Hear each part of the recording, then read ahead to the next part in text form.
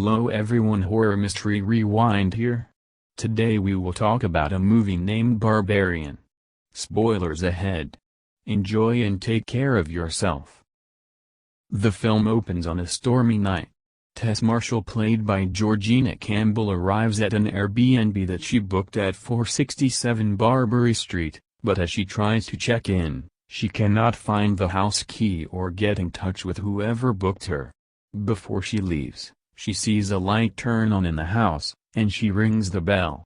A man named Keith Toshko, played by Bill Skarsgård, answers, and he says he booked the house as well. Since they cannot reach the bookers, Keith invites Tess to stay while they try to get things sorted. Tess is unable to book a hotel anywhere else, so she takes a shower and is invited by Keith to share a bottle of wine. She explains that she is meeting with a filmmaker named Bonnie Zane, played by Sophie Sorensen, for a job interview. Keith says he has seen her last film, despite Tess thinking nobody else would have seen it.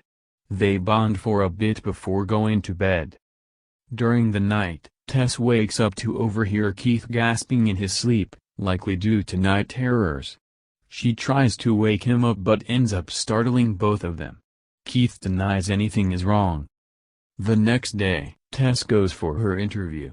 As she steps outside, she is surprised to see that all the other houses surrounding the Airbnb seem abandoned and dilapidated.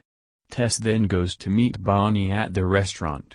Everything goes well until Tess mentions where she is staying, and Bonnie warns her to get out of there quickly. When Tess returns to the house, a man named Andre, played by Jamie's butler, runs after her and tells her to get out of the house. Although a bit spooked, Tess goes about her business and ends up going down toward the basement. The door locks behind her, and she has left her phone on the kitchen table. She then finds a rope attached to the wall and finds a secret entrance to a tunnel. Despite some initial hesitance, Tess goes into the tunnel for a little bit. She comes across a room with a bed, a camera, and a bloody handprint on the wall, as well as a staircase going further down, causing her to freak out. She runs back to the basement and sees Keith outside, so she gets him to help get her out. Tess explains to Keith what she saw and says they need to get out of there. Keith tries to reassure her that there is nothing serious down there, so he goes to check it out. After a while, Tess goes looking for Keith, and she walks down the staircase. She hears Keith screaming and calling for help. Tess finds him in the tunnel, and he says something bit him. Before they can run, a horrifying naked humanoid monstrosity, the mother, played by Matthew Patrick Davis, appears and smashes Keith's head until he is dead before she roars at Tess. An undisclosed amount of time later, screenwriter Ray J. Gilbride, played by Justin Long, is driving when he gets a call from his colleagues. They tell him he is being dropped from their latest project because a woman is alleging that AJ raped her. He maintains his innocence, but even his accountant drops him from representation. AJ later goes out with a friend, all but outright admitting that he pressured the woman into sex. AJ later goes out of state to the house he is renting, which happens to also be the Barbary house. He arrives and finds Tess's luggage before going into the basement to investigate. He is found and chased by the mother before he falls into a pit where Tess is being kept as well. Jump back to sometime in the 80s, when Barbary Street was full of residents. A man named Frank, played by Richard Brake, who lives in the same house, goes to a store to get baby products. He then spots a young woman and follows her back to her house. Frank dresses as a man from the electric company to get inside her house and unlock her bathroom window. When he returns home, his neighbor Doug, played by Kurt Braunohler, tells Frank that he and his wife are selling their house. Back in the present, Tess tells AJ to be quiet and calm down. The mother then lowers a baby bottle down into the pit, which Tess drinks from, but AJ is less willing. The mother enters the pit and treats Tess like her child, but she growls and screeches toward AJ. Tess and AJ manage to climb out of the pit and begin to make their way out, But AJ is left behind and trapped in a room where the mother forces him to breastfeed off her.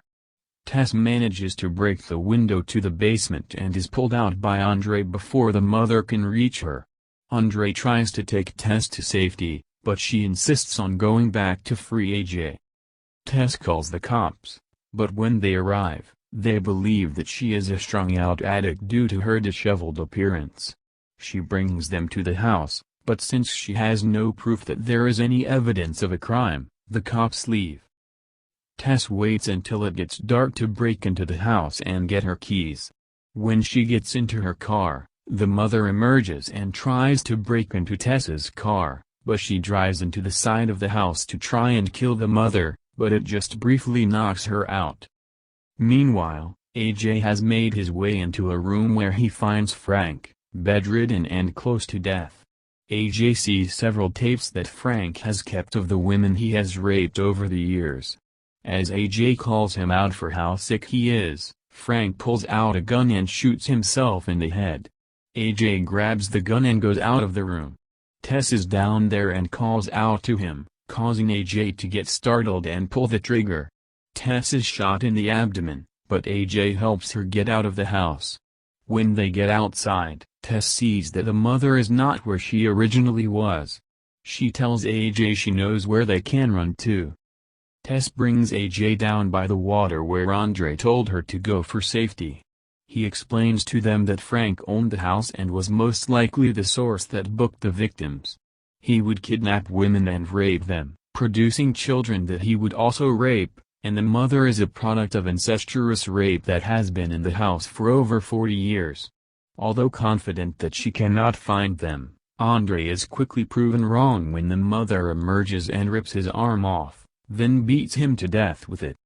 Tess and AJ run for safety and make their way up a water tower. AJ drops the gun just as the mother starts catching up to them.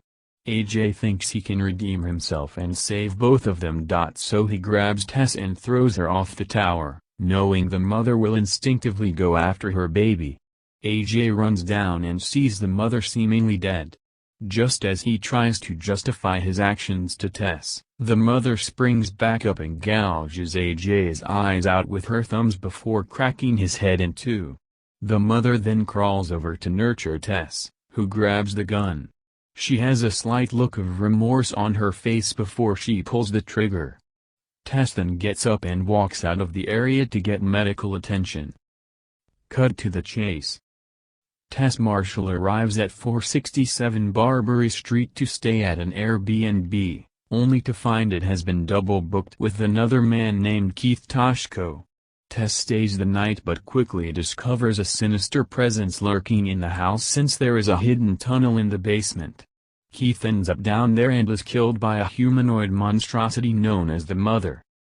A screenwriter, A.J. Gilbride, who is facing rape allegations, goes to the same house since he is already renting it. He ends up in a pit in the basement along with Tess, as the mother treats her victims like her babies. While Tess plays along, AJ is less willing. Tess is able to escape, but she gets no help from the police, so she waits until it's dark to go back into the house to help free AJ. AJ discovers a man named Frank, who is the mother's father, bedridden and close to death. After seeing evidence of Frank's crimes in videotapes, Frank shoots himself in the head. Tess finds AJ but he accidentally shoots her in the abdomen.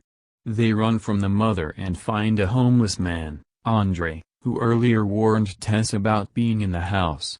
He explains that the mother is a product of incest since Frank kidnapped and raped women and then raped the children, which is why the mother is what she is. She shows up and kills Andre before chasing Tess and AJ up the water tower. AJ makes an attempt to save his own skin by throwing Tess off the tower, knowing the mother will instinctively try to protect her. It doesn't kill her, and the mother splits AJ's skull in two. Tess grabs the gun and has a look of sadness on her face before she kills the mother, and then leaves to get help.